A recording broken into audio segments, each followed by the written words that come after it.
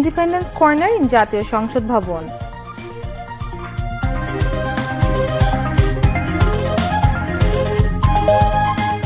Prime Minister to address a press conference in Ganabhavan tomorrow about the outcome of her recent visit India.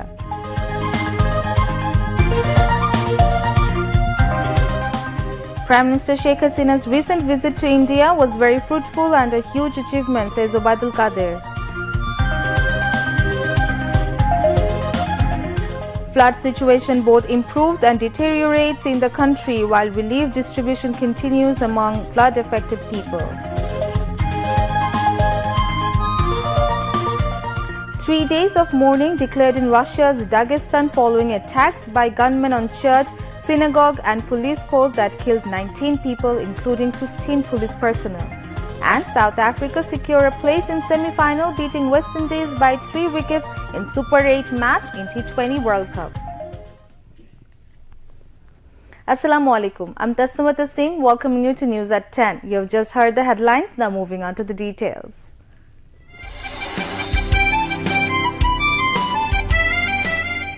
আমি বাঙালি, আমি মানুষ, আমি মুসলমান, একবার মরে দুইবার মরে না। আমার মৃত্যু আসে থাকে যদি আমি হাসতে হাতে যাব, আমার বাঙালি জাতকে অপমান করে যাব না, তোমাদের কাছে ক্ষমা চাইব না। এবং যাবার সময় বলে যাব, জয় বাংলা, স্বাধীন বাংলা, বাঙালি আমার জাতি, বাংলা আমার ভাষা, বাংলার মাটি আমার স্থান। Prime Minister Sheikh Hasina said her government wants to develop an education system in the country so that the students can pursue their studies with interest and joy. The Premier said this while inaugurating the distribution of stipends, tuition fees at a program in the city's Osmani Memorial Auditorium this morning. In the event, Sheikh Hasina also conferred the Bangabandhu Creative Talent Search Award 2024 and Bangabandhu Sheikh Mujib Scholar Award 2023 to the most talented students. The Prime Minister said her government modified textbooks and syllabus and took initiative for a creative education system in a bid to keep pace with the changing world. Pointing at the students, she asked them to move on with confidence, not getting frustrated due to unnecessary criticism.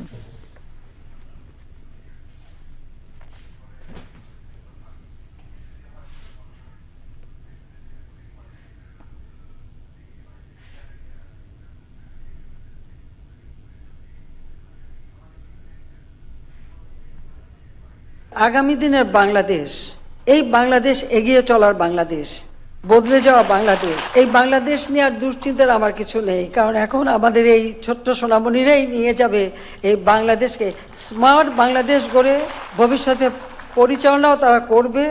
এবং যে শিল্প খাতে যে পরিবর্তনটা এসে যাচ্ছে, চতুর্থ শিল্প বিপ্লব, তার উপযুক্ত দক্ষ কারিগর অর্থাৎ স্মার্ট সিটিজেন হিসেবে গড়ে উঠবে আমাদের এই আজকের ছেলেমেয়েরা, এটাই আমি বিশ্বাস করি।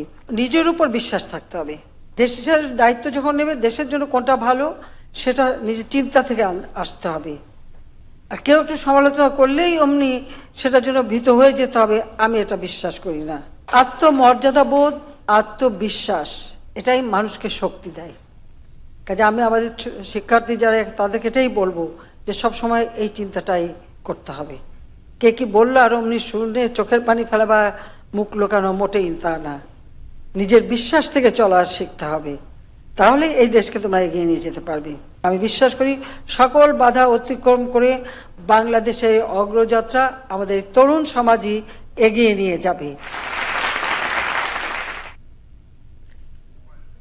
Education Minister Mohibul Hasan Chaudhry presided over the function, which was also addressed by Education and Cultural Affairs Advisor to the Prime Minister, Dr. Kamal Abdul Nasir Chaudhry, State Minister for Education, Begum Samsun Nahar, and Secretary of Secondary and Higher Education Division, Suleiman Khan.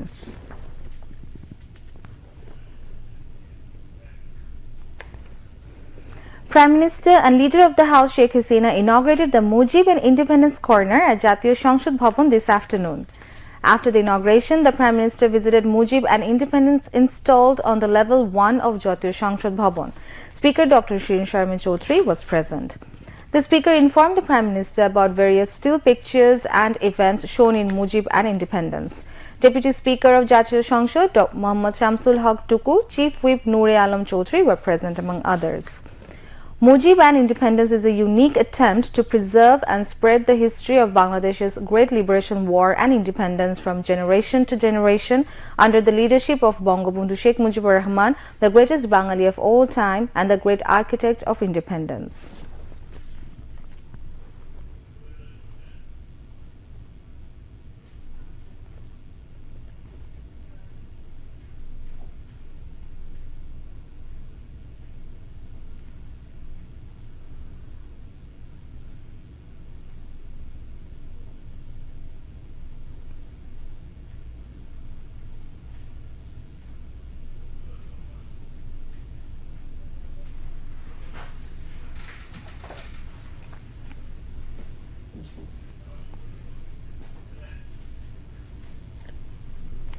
Prime Minister Sheikh Hasina has sought Chinese support to solve the Rohingya crisis quickly. She said Bangladesh is now very much worried about Rohingya crisis due to the uncertainty of solution, as it has already been 6 years of influx of the forcibly placed Myanmar nationals to Bangladesh. The Premier sought this support while Liu Jianchao, Minister of International Department of the Communist Party of China, called on her at her Jatiyo সংসদ Bhavan office today. While briefing reporters after the call on, Prime Minister's Press Secretary M. Naimul Islam Khan quoted Sheikh Hasina as saying, "Rohingya crisis is very much frustrating and worrying for Bangladesh."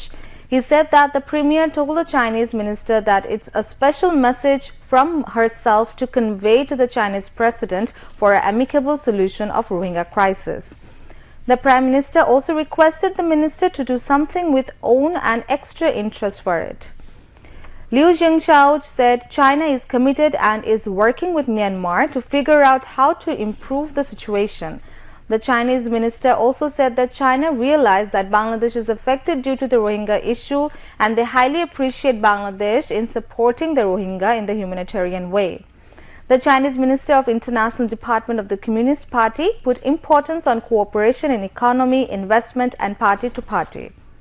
Referring to the foreign policy of Bangladesh, friendship to all, malice to none, the Prime Minister said that her country is firmly committed to this foreign policy introduced by Father of the Nation, Bangabandhu Sheikh Mujibur Rahman. She said the main motto of their politics is to development and upgradation of the country's mass people, as well as to ensure their food security, houses, education and increase of purchasing power. Talking to the next visit of Sheikh Hasina in China in the next month, visiting Minister of International Department of the Communist Party of China, Liu Jianchao, said that it would further strengthen the extraordinary friendship between the two countries. He was overwhelmed with the unprecedented development of Bangladesh. The Chinese minister said that his country is interested to enhance cooperation between the two countries in science, technology, innovation and artificial intelligence. Ambassador at Large Muhammad Ziauddin and Prime Minister's Principal Secretary M. Tofazul Hossain Mia, among others, were present. Prime Minister Sheikh Hasina will address a press conference tomorrow to apprise the media of the outcome of her recent state visit to India. According to the Prime Minister's press wing, the press conference will be held at Gana Bhavan at 11 a.m. tomorrow. Prime Minister Sheikh Hasina went to New Delhi on June 21st on a 2-day state visit to India at the invitation of her Indian counterpart Narendra Modi. During the visit, Dhaka and New Delhi signed 10 memorandums of understandings, including 7 new and 3 renewed, to further consolidate the ever-growing relationship between the two neighboring countries. This was the first bilateral visit by any head of the government to India after the BJP-led alliance formed its government for the 3rd consecutive time following the Lok Sabha elections. A delegation of the Executive Committee of Bangladesh College of Physicians and Surgeons (BCPS), led by its President Professor Muhammad Shahidullah, called on President Muhammad Shahabuddin at Bangabhavan today. President's Press Secretary Muhammad Joinal Abidin said that during the meeting, the delegation informed the President about the academic and overall activities of BCPS. President Muhammad Shahabuddin said, medical science is undergoing rapid changes due to innovations of information technology and science. He underscored the need for making international standard specialized physicians in the country so that the people can get advanced treatment at low cost without going abroad. President Mohammad Shahabuddin expressed hope that BCPS will play an effective role in building international standard experts in various fields of medical science. Secretaries to the President were present.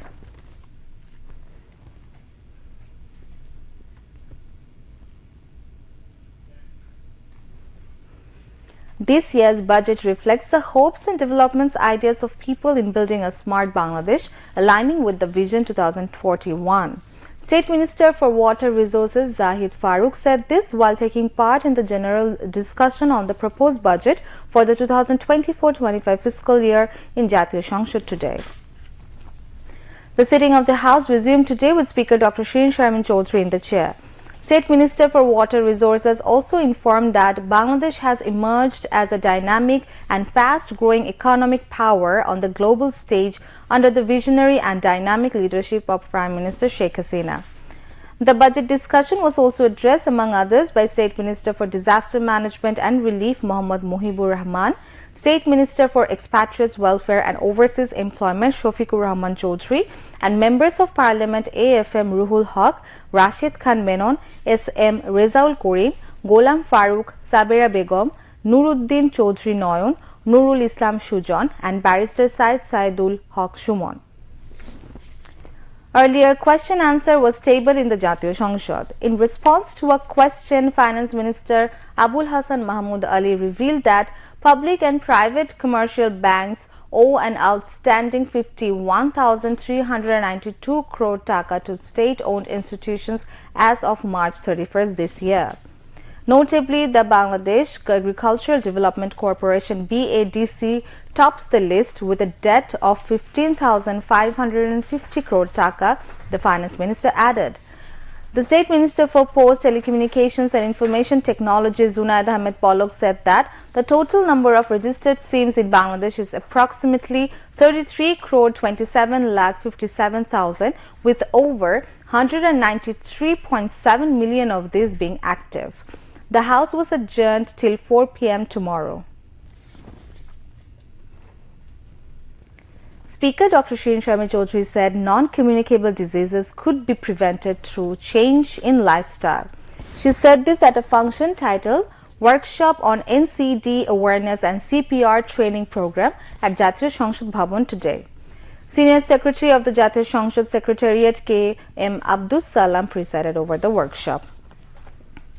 Health Minister Dr. Shamunto Lal Sen and State Minister for Health Dr. Rokeya Sultana and members of Parliament were present. Speaker Dr. Shirin Sharmin Chaudhry said non-communicable diseases like heart complications are on the rise across the world. Massive awareness has to be created to address the risk of heart diseases, she added. Awami League General Secretary and Road Transport and Bridges Minister Obaidul Qadir said Prime Minister Sheikh Hasina's recent India tour was excellent and very fruitful. Responding to the criticism of BNP over the tour, he said Bangladesh achieved a lot during the visit of the Prime Minister. As many as 10 memorandum of understandings were signed and 13 specific announcements were made. Obaidul Qadir said this in a statement sent to the mass media today. He said successful statesman Sheikh Hasina always leads the government putting emphasis on the interest and dignity of people and the country. So the recent India visit was not different. The Tista water sharing issue was one of the center points of the tour. But there are differences between the central and state governments of India over the Tista water sharing issue, he added. Awami League Joint General Secretary and Foreign Minister Dr. Hassan Mahmood said Awami League is a party of activists while BNP is a platform of internal feuds which promotes its leaders at midnight. He said this while addressing a discussion at the Jatiyo Press Club today marking the 75th founding anniversary of Awami League. Bangabandhu Sangskriti Jot organized it. Awami Leaguer 75 বছরের পথ চলায় আওয়ামী লীগ প্রতিকূলতা প্রতিবন্ধকতা মোকাবেলা করে এগিয়ে গেছে। আওয়ামী লীগকে নিশ্চিহ্ন করার বহু অপচেষ্টা হয়েছে, প্রয়াস হয়েছে, কিন্তু আওয়ামী লীগকে মানুষের কাছ থেকে সরানো যায়নি। আওয়ামী লীগের সৌন্দর্য হচ্ছে আওয়ামী লীগ নেতার দল নয়, আওয়ামী লীগ কর্মীদের দল। আওয়ামী লীগের সাথে অন্য দলের পার্থক্য হচ্ছে আওয়ামী লীগে আভ্যন্তরীণ গণতন্ত্রের চর্চা আছে। বিএনপি সহ অন্যান্য অনেক দলে আভ্যন্তরীণ গণতন্ত্রের কোনো চর্চা নেই। বাংলাদেশে গণতন্ত্র বারবার হোঁচট খেয়েছে, গণতন্ত্রকে শিকলবন্দি করা হয়েছে। সেই শিকলবন্দি গণতন্ত্র শেখ হাসিনার নেতৃত্বে এবং শেখ হাসিনার নেতৃত্বে বারবার মুক্তি লাভ করেছে। The foreign minister drew attention of the mass media so that no organization is undermined while publishing reports on individuals' corruptions. দুর্নীতি হলে সেটির সংবাদ আসবে। আমাদের সরকার দুর্নীতির বিরুদ্ধে জিরো টলারেন্স, কিন্তু ইচ্ছাকৃতভাবে কোনো প্রতিষ্ঠানকে প্রশ্নবিদ্ধ করার প্রয়াস হিসেবে যদি ধারাবাহিকভাবে সংবাদ পরিবেশন করা হয় তাহলে বুঝতে হবে সেটি ষড়যন্ত্রের অংশ। এবং কোনো ইনভেস্টিগেশনের আগেই কাউকে গণমাধ্যমের সামনে তাকে দুর্নীতিবাজ বলা সেটিও সমীচীন নয়। Shadhin Bangla Betar Kendra singer Dr. Urup Raton Chaudhary presided over the discussion. President of Jatiyo Press Club Farida Yasmin, founder, Vice President of Bangabandhu Sanskritik Jot, valiant freedom fighter Mobarok Ali Shikdar, and General Secretary of the organization Arun Sarkar Rana also spoke. Minister of the International Department of the Communist Party of China Liu Jiangchao paid a courtesy call on Foreign Minister Dr. Hassan Mahmud today. China's ambassador to Bangladesh Yao Wen and officials of Bangladesh Foreign Ministry were present at the meeting held at Intercontinental Hotel in the capital. Foreign Minister Dr. Hassan Mahmud talked to the journalists after his meeting with visiting Minister of the International Department of the Communist Party of China Liu Jiangchao ahead of Prime Minister Sheikh Hasina's China visit. Mentioning that China is Bangladesh's largest development and major trade partner, Dr. Hassan Mahmud said they discussed various issues to reduce the trade deficit between Bangladesh and China by increasing export, expanding the export areas of pharmaceuticals, leather and ceramic products, increasing Chinese investment, and also accepting Chinese assistance in constructing infrastructures. Besides, the foreign minister sought China's help in mounting pressure on Myanmar to commence repatriation of nearly 13 lakh Rohingyas who were forcibly displaced from their land of origin in Rakhine. Addressing the journalist, Liu Jiangchao said China shared its interest in working with Bangladesh government in its drive to achieve a developed and smart Bangladesh. China is also prepared to assist Bangladesh in the areas of infrastructure, agriculture, investment, manufacturing and trade, he added. Meanwhile, Italian Ministry of Foreign Affairs Secretary General Riccardo Guaglia paid a courtesy call on Foreign Minister Dr. Hassan Mahmud at his ministry in this afternoon. The foreign minister remembered the role of Italy as the first West European country who acknowledged Bangladesh as an independent nation. At the same time, he also welcomed Italian Ministry of Foreign Affairs Secretary General Riccardo Guaglia, who came to Bangladesh to join the second political conciliation co-chaired by Bangladesh and Italy. Moving on to some international news. The first session of the 18th Lok Sabha of India began today with the oath-taking ceremony of newly elected members of the lower house, including Prime Minister Narendra Modi. Earlier in the day, President Draupadi Murmu administered the oath to BJP lawmaker Bhartruhari Mahatab as the pro-tem speaker of the Lok Sabha. Mr. Mahatab then called upon Narendra Modi, the leader of Lok Sabha, to take oath as a member of the House. Addressing the newly elected MPs, Narendra Modi said, "This election is particularly notable as for the second time since independence, a government has been given the mandate to serve for a third consecutive term." On June 26, the Lok Sabha Speaker will also be elected, followed by President Murmu's address to a joint sitting of both houses the next day, June 27th. The session will conclude on July 3rd. At least 19 people, including 15 police officers and Orthodox priests, were killed in Russia's North Caucasus region of Dagestan following an attack by gunmen on a church, synagogue and police post. At least 12 people were also injured in the attacks. 5 attackers were killed. The attack on the Derbent synagogue took place about 40 minutes before evening prayers were due to start. 3 days of mourning have been declared. Dagestan's authorities announced on Monday the start of 3 days of mourning. The Russian news agency TASS, citing law enforcement agencies, reported that the gunmen were members of an international terrorist organization. The attackers have not yet been identified. The intense fighting against Hamas in the Gaza Strip is coming to an end, but Israeli Prime Minister Benjamin Netanyahu has said the war will not end until Hamas controls the Palestinian enclave. Netanyahu said Israel would be able to deploy more forces to Lebanon's northern border once the fierce fighting in Gaza ends. The fighting with Iran-backed Hezbollah has intensified. Asked when the intense fighting against Hamas would end, Netanyahu said very soon military operations in Gaza will continue. Meanwhile, Yemen's resistance group Houthi attacked 2 ships in the Red Sea and the Indian Ocean yesterday. The Houthis have been carrying out drone and missile attacks on Israeli and Western ships in the Red Sea, the Bab al-Mandab Strait and the Gulf of Aden since November in response to Israel's aggression in Gaza and in support for the Palestinian independence organization Hamas.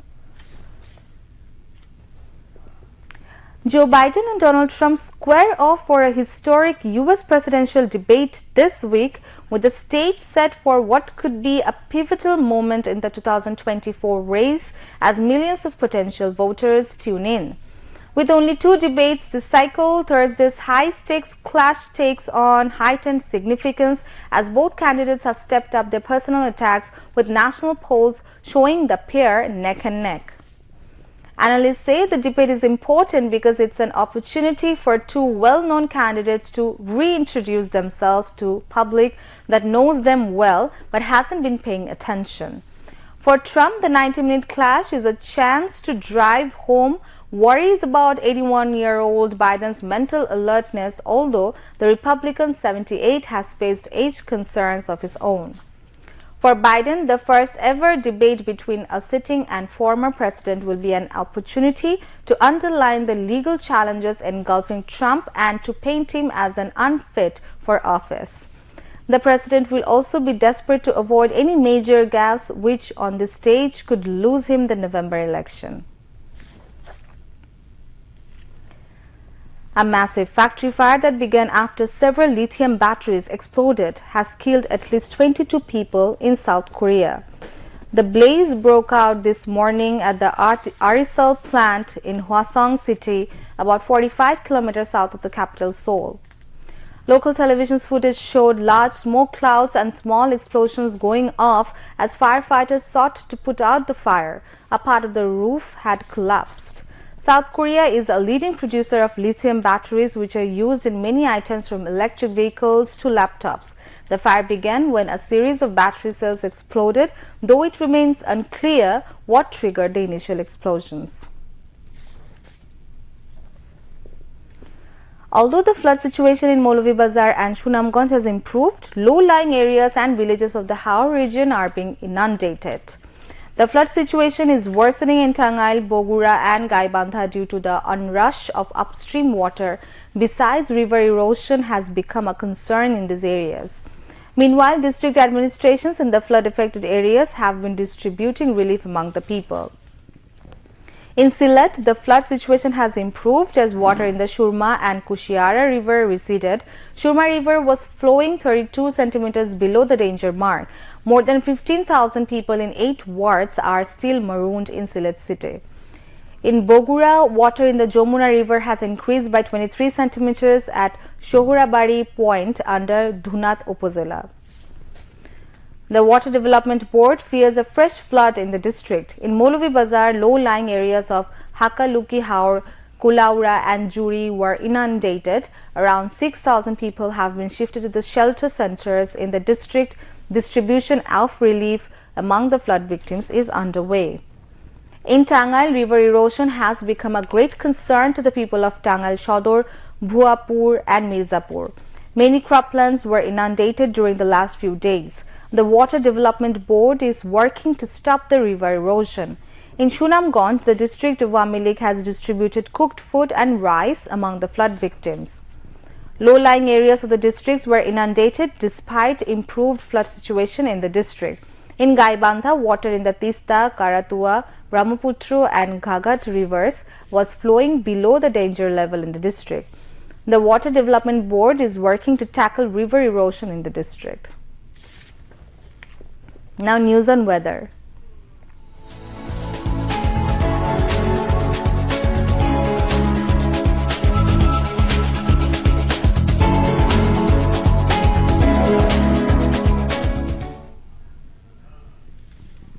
Met Office in its weather forecast till 6 p.m. tomorrow said light to moderate rain or thunder showers accompanied by temporary gusty wind is likely to occur at many places over Rangpur, Mymensingh, Sylhet and Chattogram divisions and at one or two places over Rajshahi, Dhaka, Khulna and Borishal divisions.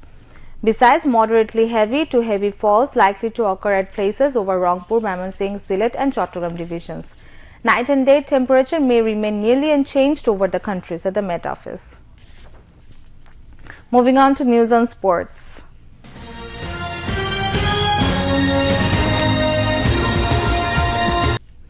South Africa defeated West Indies by 3 wickets in the Super 8 match of the ICC T20 World Cup to reach the semi-finals. West Indies scored 135 runs for 8 wickets in their 20 overs after losing the toss at the Sir Viv Richards Stadium at Antigua. The Proteas started to bat for chasing 136 runs, but the rain interrupted the match while they scored 15 runs in 2 overs for 2 wickets. As a result, a new target of 123 runs was set for South Africa in 17 overs. Aiden Markram's team reached the destination of victory, losing 7 wickets with 5 balls remaining, and the Proteas went to the last 4. But the West Indies were eliminated from the tournament. The other team to reach the semi-finals from Group 2 of the Super 8 is England. Very simple, very easily done. Bangladesh will take on Afghanistan in the last match of the Super 8 of the ICC T20 World Cup in St. Vincent tomorrow. The match will start at 6:30 a.m. Bangladesh Standard Time. Now to end the bulletin, headlines once again. Prime Minister Sheikh Hasina distributes stipend and tuition fee among insolvent meritorious students, expressing the hope that young generation will take development journey of Bangladesh forward. Prime Minister Sheikh Hasina inaugurates Mujib and Independence Corner in Jatiyo সংসদ Bhavan.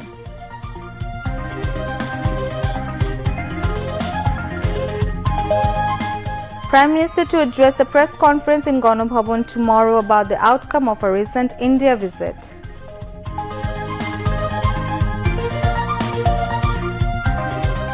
Prime Minister Sheikh Hasina's recent visit to India was very fruitful and a huge achievement, says Obaidul Qadir.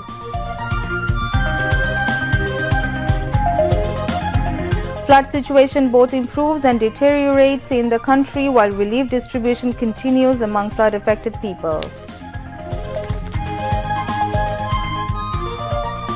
3 days of mourning declared in Russia's Dagestan following attacks by gunmen on church, synagogue and police posts that killed 19 people, including 15 police personnel. And South Africa secure a place in semi-final, beating West Indies by 3 wickets in Super 8's match in T20 World Cup. That's all from the newsroom for the moment. Thank you for staying with us and invite you to watch our 11:30 Bangla News. Until then, Khuda Hafiz.